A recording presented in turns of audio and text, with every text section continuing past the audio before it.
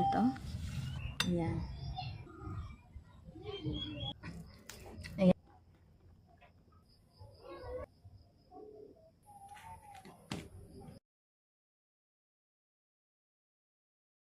Ayan po.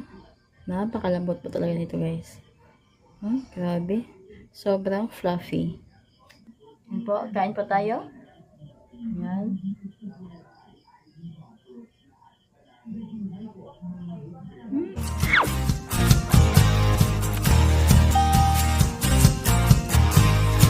Hi guys, good afternoon. Ngayon po, andito naman tayo ulit sa ating garden at magluluto po tayo ng banana cupcake. Mamadali po natin ito po iluluto guys dahil hapon na po.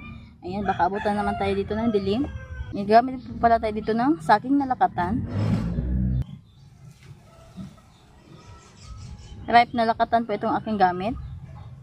Pero kung meron po kayong overripe, ito po ayan, medyo overripe na po siya ng konti. Pero kung meron po kayong mas overripe pa dito, maganda po yun guys. Na yun po yung inyong gamitin. Ayan. Okay na po to. Gagamit lang pala ako dito ng 8 peraso. Kasi po yung gamit po natin na saging ay medyo maliliit. Pero kung yung lakatan nyo po ay malalaki, pwede po kahit 5 peraso lang ang inyong gamitin.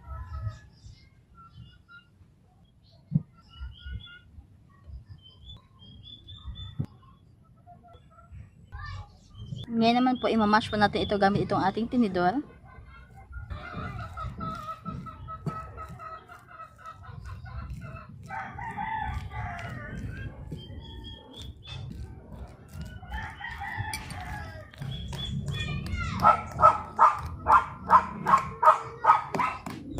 Ayan guys, pag naging ganito na po yung ating saging, ay okay na po yan. Yan naman, isis aside muna natin to.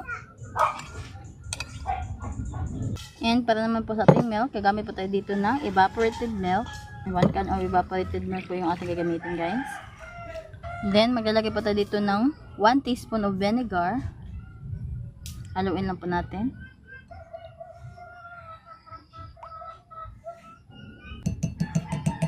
Ayan, okay na yan. Isi-set aside muna natin to. Then dito naman po sa ating kabilang bowl,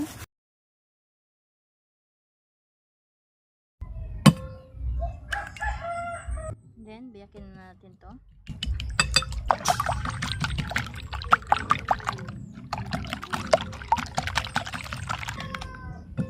Tapos na natin itong mahalo. Maglalagay po tayo dito ng 1 cup of brown sugar. 1 teaspoon of vanilla. Half teaspoon of salt. I-mix muna natin to.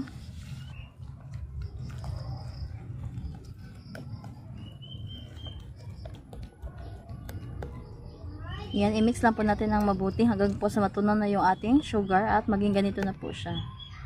Yan. Pag ganyan na po siya guys, ay okay na po yan. Dito naman ay ilalagay na po natin yung ating melted butter. Ito po pala ay 1 bar of melted butter. And haluin po natin ulit. Marami po ang butter na nilagay ko guys kasi hindi na po tayo dito maglalagay pa ng oil. At saka mura lang din po yung butter na ating nabili. Ang binili ko po na butter ay Bravo na butter. At saka ang price niya po ay 55 pesos lang. Kaya ayan. Inubos na natin at hindi na po tayo maglalagay pa dito ng oil.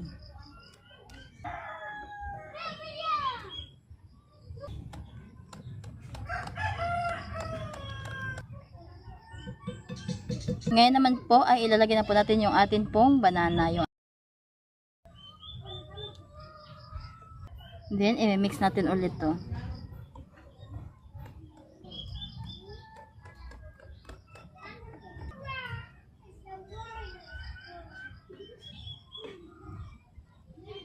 Ayan po, okay na yan. Dito ilalagay na po natin yung ating mga dry ingredients. Ngayon naman po ay magsisift po tayo dito ng ating cake flour. Yes guys, cake flour po yung ating gagamitin po dito. Ito po ay para po mas maging malambot po yung atin pong gagawing banana cupcake. At gagamit pala tayo dito ng 3 cups of cake flour. Maglalagay na rin tayo dito ng half teaspoon of baking soda and 1 teaspoon of baking powder.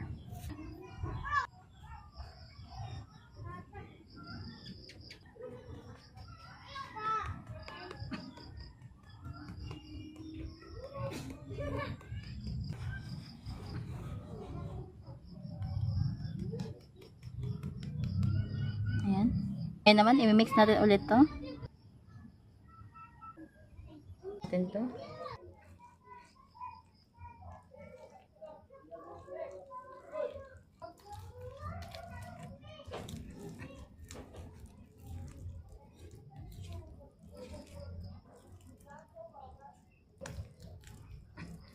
Ayan, pagkatapos po natin mahalo dito yung ating pong cake flour.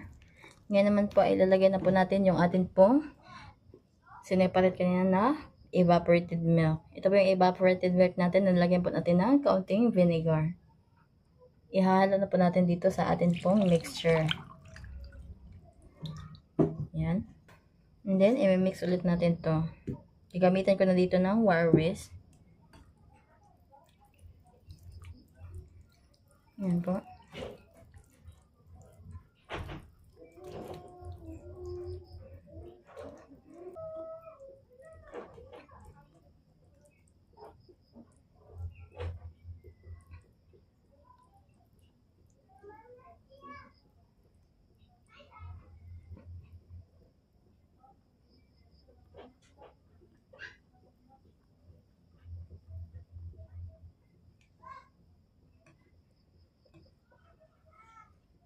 Yan, wag lang po natin itong i-overmix pag nalagyan na po natin yung ating evaporated milk o yung ating buttermilk.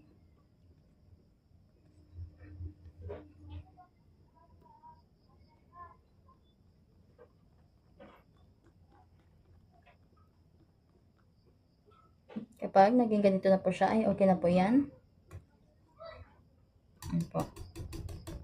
Na rin po pala yung ating mga paghuhulmahan sa ating banana cupcake.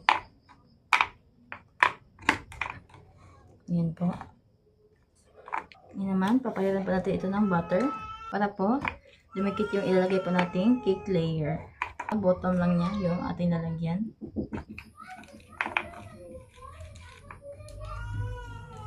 Yan, okay na yan. Ngayon naman, ilalagay natin yung ating cake or cupcake layer.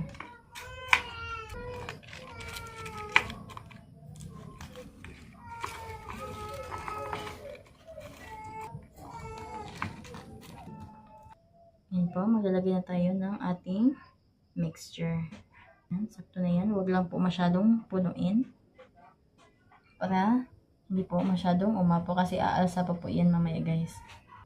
Uumbok pa po yan.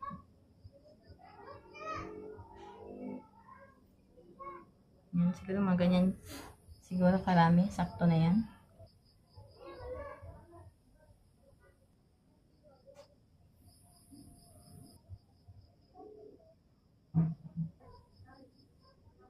Ayan, ito na po yung ating banana cupcake guys.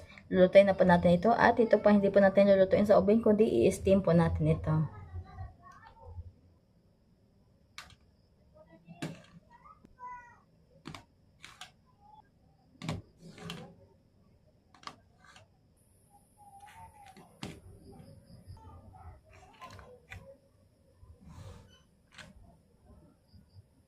Pala guys, nagpakulo na po pala tayo dito ng tubig. Isala na po natin itong ating mixture. Ayan. Ayan. At dahil wala po tayong foil, kaya binalot ko po ng tela itong takip para hindi po matuluan yung ating cake. And po, after po na 20 minutes lang pala guys, ayan. Ito po, titignan na po natin kung luto na ba itong ating banana cupcake. Ayan po, wala na pong sumasama. Ayan. Means po ay luto na yan. 20 minutes lang pala guys kasi maliit lang pala ito yung niluluto. Cupcake lang pala to kaya 20 minutes ay okay na. Basta mainit lang po yung tubig, saka nyo po ilagay yung mixture. Or saka nyo po isalang yung banana cake. Ay madali lang po siyang maluluto. Kaya ngayon naman ay hanguin na natin to. Ayan po, ito na po siya ay. Ayan, naluto na po yung ating banana cupcake. Pwede na po kayo yung maglagay ng toppings pala dito guys. Pero ako hindi na po ako naglagay. Pwede po kayong maglagay ng chocolate at saka yung peanut. Yan, hanguin na po natin to. Kasi marami pa tayong isasalang.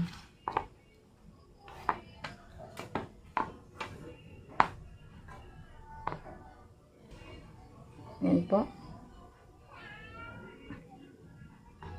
Yan guys, oh. Ayan. Ayan po guys. Ito na po siya, oh. yung ating banana cupcake. Yan po. Napakalambot po talaga nito guys. Grabe. Sobrang fluffy. Yan po.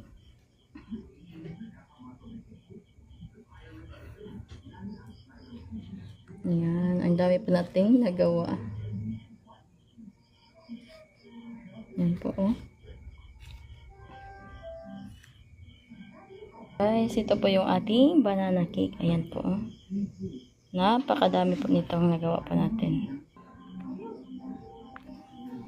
Hi guys, at ayan po, naluto na rin po yung ginawa po natin na banana cupcake. Ayan, ito na po siya guys, oh.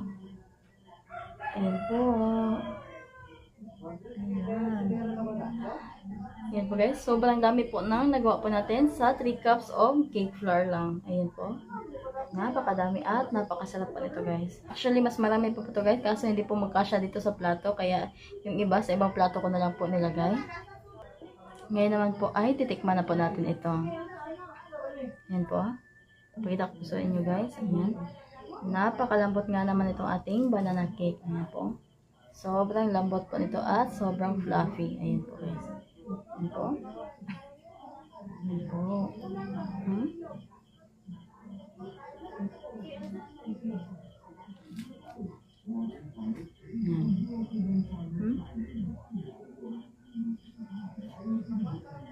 Ngayon naman po ay titikman na po natin ito.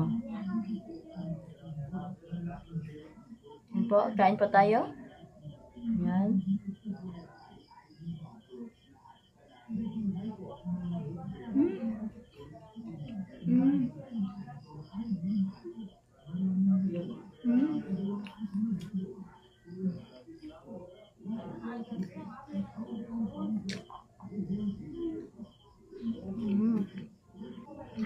I-try nyo na po itong gawin guys.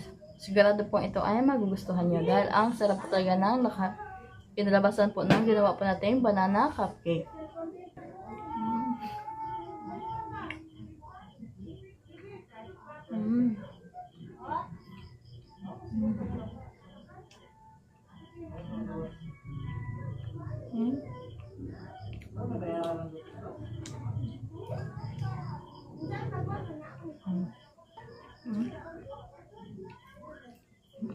Ayos na.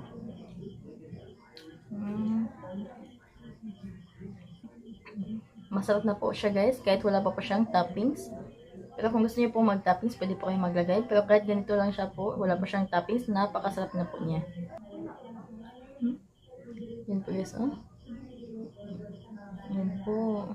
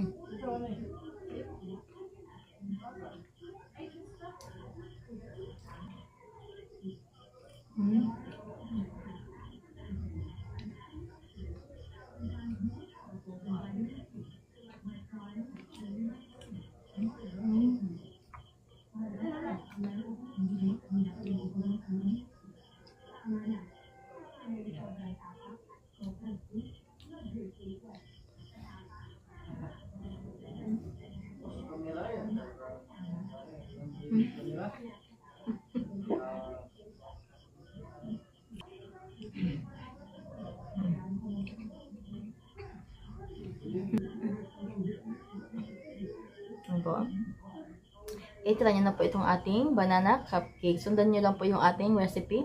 Sigurado pong magugustuhan nyo po ang kalabasan guys. Dahil legit po talaga siya na masarap.